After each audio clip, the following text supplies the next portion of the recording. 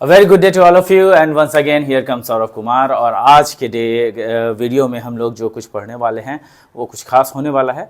और हमने पहले जो है आईटी में, इंफॉर्मेशन टेक्नोलॉजी में हमने ये पहले ऑलरेडी बता दिया है कि हमारा जो कंप्यूटर है वो क्या होता है, कंप्यूटर नेटवर्क क्या होता है, नेटवर्क टोपोलॉजी क्या होता है, कई सारी चीज़ों को हमने डिस्कस किया है।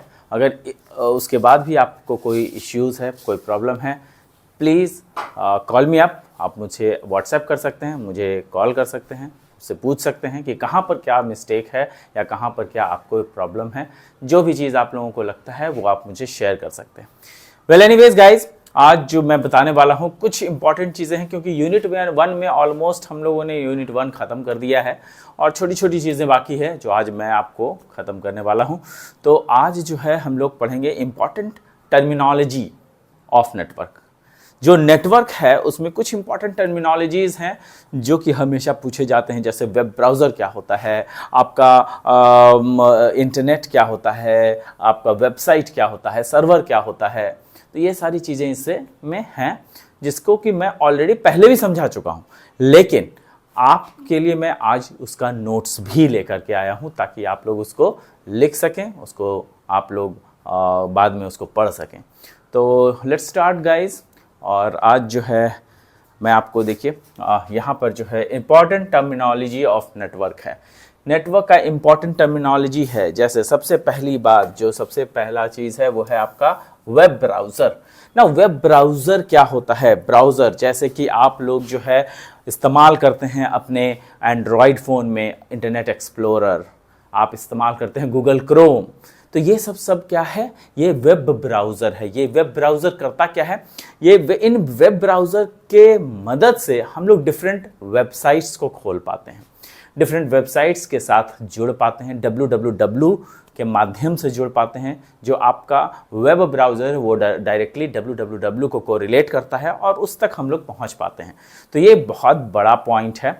और ये जो वेब ब्राउज़र है, ये वेब ब्राउज़र जो है आपको हर तरीके से, किसी न किसी तरीके से जो है आपको हमेशा मदद करता है। आपको ये भी याद रखना होगा कि जो ये वेब ब्राउज़र होता है वो कई तरीके के, हर अलग अलग कंपनी का वेब ब्राउज़र, ऐसा नहीं कि गूगल क्रोम ही होता है।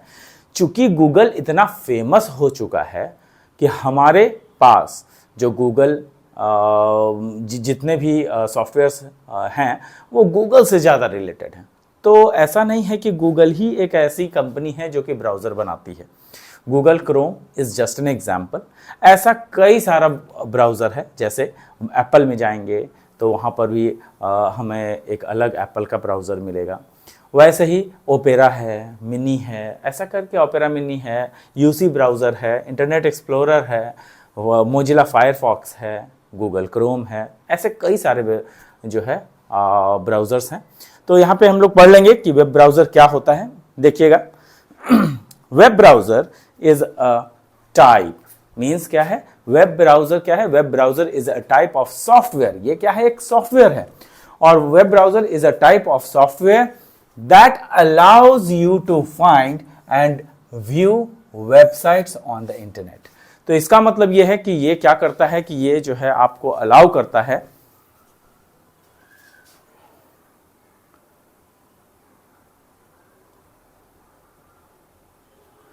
ये आपको क्या करता है? ये अलाउ करता है कि किस तरीके से जो है हमारा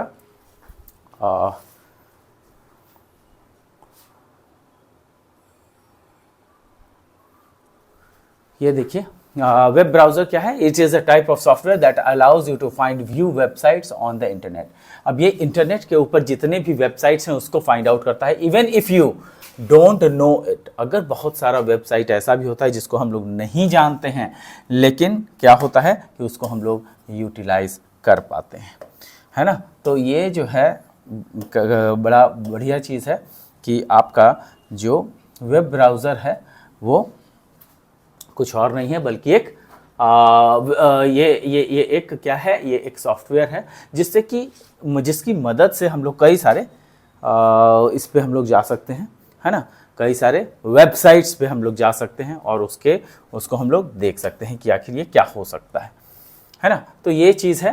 अगर मैं उन साइटों के बारे में नहीं भी जानता हूँ तो गूगल के सर्च इंजन के माध्यम से उसको ढूंढ भी सकता हूँ। There are many different web browsers, कई सारे वेब ब्राउजर्स हैं, but some of them are common ones including Google Chrome. Google Chrome जो है ये काफ़ी कॉमन है। गूगल क्रोम हो गया, इंटरनेट एक्सप्लोरर हो गया, सफारी हो गया, माइक्रोसॉफ्ट एज हो गया। तो ये सब काफ़ी कॉमन वेब ब्राउजर्स हैं जो कि आपके यूज़ में होते हैं, है ना। यहाँ देखिए कि जो इतने सारे वेब ब्राउजर्स का जो है आपको नाम भी दिया हुआ है। नेक्स्ट है वेबसाइट। वेबसाइट क्या होता है? It is a collection of publicly accessible interlinked web pages. तो बहुत सारे वेब पेजेस का ये मिश्रण है। मतलब अगर वेबसाइट है तो उसमें हम लोग कई सारे डिफरेंट वेब पेजेस को देख सकते हैं। वेब पेजेस एक इलेक्ट्रॉनिक पेज होता है जो कि HTML के माध्यम से क्रिएट किया जा सकता है, PHP के माध्यम से क्रिएट किया जा सकता है। मतलब ऐसे कई सारे प्रोग्रामिंग लैंग्वेज है जिनके माध्यम से हम लोग क्या कर सकते हैं, एक वेब पेज को क्रिएट कर सकते हैं। और उस वेब पेज को हम लोग अगर इंटरनेट पे कहीं पर स्टोर कर दें तो उसको हम लोग वेबसाइट कहते हैं, क्योंकि उसका एक लोकेशन हमें मिल जाता है और वही लोकेशन से हम लोग खोल पाते हैं, जैसे www.yahoo.com, www.rediff.com। तो ये सब सारे वेबसाइट्स हैं। A website is a collection of publicly accessible interlinked web pages that share a single domain name। मतलब एक ही डोमेन नेम को वो शेयर करता है। डोमेन नेम क्या होता है? डोमेन नेम बेसिकली हम लोग जैसे कि हम लोग बोलते हैं yahoo.com, तो याहू एक कंपनी है। तो याहू एक कंपनी है, .com का मतलब होता है कमर्शियल कंपनी, तो .com कमर्शियल के लिए अप्लाई होता है। तो ये जो याहू कंपनी है वो क्या करती है कि अपना उसने एक वेबसाइट क्रिएट किया, उसको उसने अपने सर्वर पे डाला और उसका लिंक हमें प्रोवाइड किया है। लेकिन वो लिंक जो है IP एड्रेसेस के रूप में होता है। क्यों? क्योंकि उसका जो है एक कहीं सर्वर होगा जिसका IP एड्रेस होगा। तो वो IP एड्रेस लोग नहीं याद कर सकते, नंबर्स नहीं याद कर सकते, तो उसको एक नाम दे दिया जिस कंपनी का है वो उसको उसका नाम उसमें चला गया। जैसे कि हम लोगों ने अभी बातें की याहू की, तो याहू ने क्या किया, अपना IP एड्रेस को याहू नाम दे दिया, तो दैट इज कॉल्ड डोमेन, है ना, वही डोमेन नेम है उसका। तो ऐसे सबके हैं, गूगल का भी है, फिर अपना सबका IP एड्रेसेस है लेकिन अपना नाम दे दिया गूगल। फिर नेटस्केप है, कई सारे जो हैं वेबसाइट्स में ये सारी चीज़ें होती हैं। There is unique uniform resource locator. अब ये यूनिफॉर्म रिसोर्स लोकेटर क्या होता है, सो मैं बताता हूँ। यहाँ देखिएगा कि आपको मैं खोल के दिखा रहा हूँ, ये गूगल क्रोम है जो कि अभी आपको खुल के दिखने वाला है। यहाँ देखिए गूगल क्रोम है ये, ठीक है। अब यहाँ पर जो ये है यही आपका यूनिफॉर्म रिसोर्स लोकेटर है। यहाँ पर गूगल कंपनी है, ये क्या है, गूगल कंपनी है। इस गूगल कंपनी का ये सर्च इंजन है, ना कि गूगल ही एक सर्च इंजन है, नहीं, Google is the company name और उसका ये सर्च इंजन है ना। यहाँ पे google.com हमने खोला तो ये इसका एक IP एड्रेस है ना। ये IP एड्रेस जो है वो पॉइंट आउट किया। अब ये एक मान लिया कि वेब पेज है, तो इस वेब पेज को भी हम लोग देख सकते हैं कि आखिर ये वेब पेज क्या होता है, इसका देखिएगा कैसे बनता है। तो इसकी मैं देखिए यहाँ पर से जाइएगा व्यू पेज सोर्स में जाइएगा, यहाँ व्यू पेज सोर्स में जाएंगे, इसको क्लिक करेंगे। जैसे ही क्लिक करेंगे इसका देखिए इस वेबसाइट का पूरा प्रोग्रामिंग खुल गया है। ये पूरी प्रोग्रामिंग है जो कि बनाई गई है इस गूगल के लिए, और ये जो है आपको HTML में देखिएगा कि HTML में दिया हुआ है ना। ये सारी कोडिंग्स है और यही कोडिंग के जरिए जो है ये पूरा वेबसाइट काम करता है। ये काफ़ी बड़ा कोडिंग है देखिए, है ना। तो ये काफ़ी चीज़ें हैं इसमें। तो ये जो है आपको मैं इसलिए दिखा रहा हूँ क्योंकि जितना भी प्रोग्रामिंग जो हम लोग करते हैं वो सारा का सारा चीज़ इस गूगल जैसे वेब पेज को बनाने में काफ़ी मेहनत पड़ता है, और कई लोग जो है इसको जो है बना भी नहीं पाते। तो ये केवल ये बनाने के लिए, केवल एक पेज बनाने के लिए उतनी सारी कोडिंग की गई है।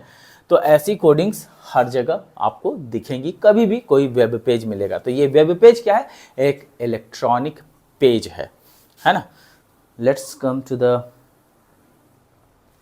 ये देखिएगा वेबसाइट को मैंने कहा यूनिफॉर्म रिसोर्स लोकेटर, तो यहाँ पे यूनिफॉर्म रिसोर्स लोकेटर जो है वो क्या होता है, एड्रेस बार को बोलते हैं।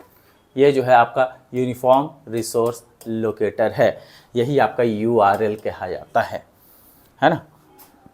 आगे देखेंगे, आगे है वेब पेज। वेब पेज क्या है, is a document. Web page क्या है, it is a document. Web page is a document और an electronic page available on the world wide web. तो ये वेब पेज क्या है, web page is a document और electronic page available on the world wide web. तो world wide web पे एक electronic page जो है उसको अगर वो रहता है तो उसको हम लोग कहते हैं कि वो एक वेब पेज है। इलेक्ट्रॉनिक पेज को हम लोग वेब पेज कहते हैं। और इस वेब पेज के जरिए हम लोग एक और नया वेब पेज भी खोल सकते हैं। जैसे मैंने गूगल है, गूगल में कुछ सर्च किया तो दूसरा पेज खुल गया, सर्च नहीं भी किया तो वहाँ से भी नया पेज एक खोल सकते हैं, है ना। तो कई सारी चीज़ें हम लोग उसमें भी कर सकते हैं। तो web page is a document और electronic page available on world wide web. Web pages are stored on web server. ये कहाँ पे होता है स्टोर, वेब सर्वर पे स्टोर होता है। And can be viewed using web browser. तो ये वेब सर्वर पे है और इसको व्यू कर सकते हैं तभी अगर हम वेब ब्राउजर के साथ इसको खोलें। A web page can contain huge information including text, graphics, audio, video and hyperlinks. तो ये वेब पेज जो होता है वो कई सारे इंफॉर्मेशन को रख सकता है, टेक्स्ट के रूप में, ग्राफिक्स के रूप में, ऑडियो के रूप में, वीडियो के रूप में, है ना। और फिर कई सारे हाइपरलिंक्स भी हो सकते हैं इसमें। These hyperlinks are the link to other web pages. तो ये हाइपरलिंक जो है वो क्या होता है, वो कई सारे अलग वेब पेजेस के जरिए ये काम करता है। तो यहां पर आपका वेब पेज हो गया। Next comes to web server. तो ये वेब सर्वर क्या है, वेब सर्वर के बारे में अगर हम लोग जानना चाहें तो देखिए वेब सर्वर क्या होता है कि it is also a software. Server क्या है, वो एक सॉफ्टवेयर और हार्डवेयर दोनों का कॉम्बिनेशन है बेसिकली। सॉफ्टवेयर और हार्डवेयर का कॉम्बिनेशन कहने का मतलब ये होता है कि जो हार्डवेयर है वो आपका हो गया, जो आप सेकेंडरी मेमोरी समझते हो, आप हार्ड डिस्क समझते हो। तो जो हार्ड डिस्क है उसको क्या किया जाता है कि कई बड़े बड़े हार्ड डिस्क बनाए जाते हैं और कई सारे हार्ड डिस्क को सीरीज में लगा दिया जाता है। मतलब कई सारे हार्ड डिस्क एक जगह लगाए दिए गए तो जहाँ एक बड़ा स्टोरेज पॉइंट हो गया।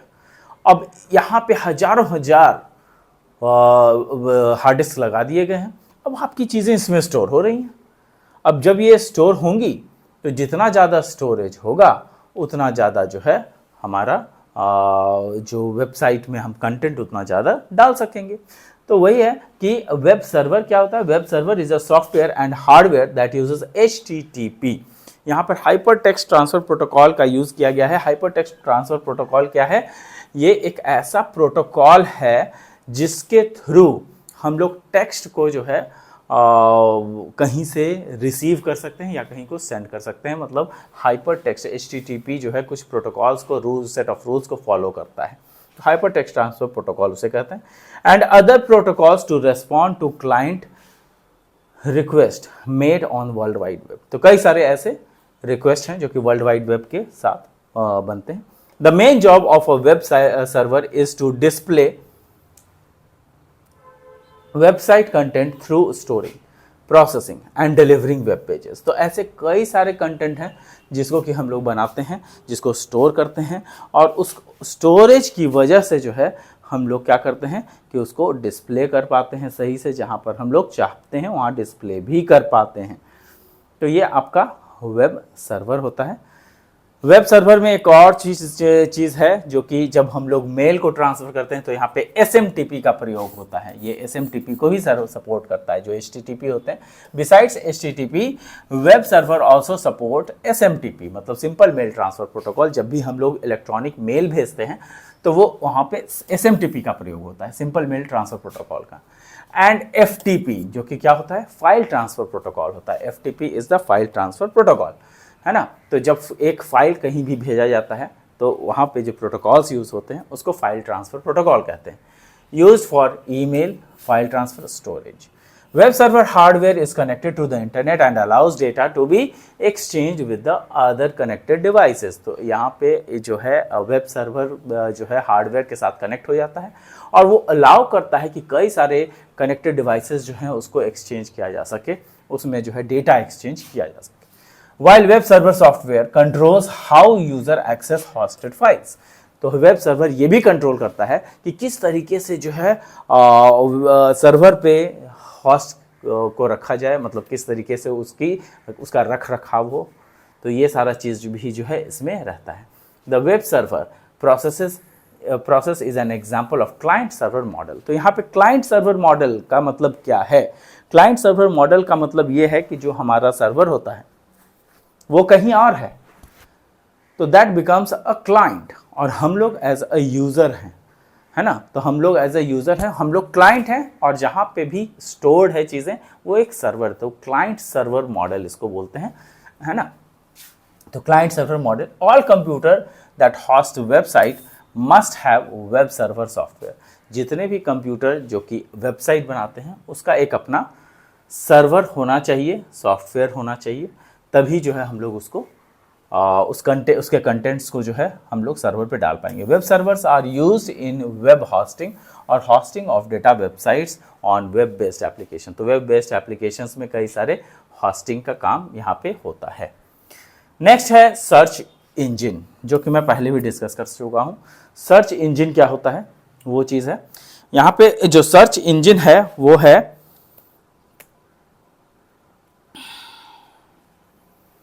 ये देखिएगा, सर्च इंजन है। सर्च इंजन क्या होता है? सर्च इंजन में जो है a software is accessed on the internet, यहाँ पे देखिए लिखा हुआ है a software is accessed on the internet that searches a database. मतलब कई सारे सर्वर हैं और www है, कहाँ पर कोई कंटेंट है उसको ढूंढने के लिए हमें सर्च इंजन की ज़रूरत पड़ती है। अब ये सर्च इंजन अगर ना हो तो हम लोग कोई इन्फॉर्मेशन ढूंढ नहीं पाएंगे।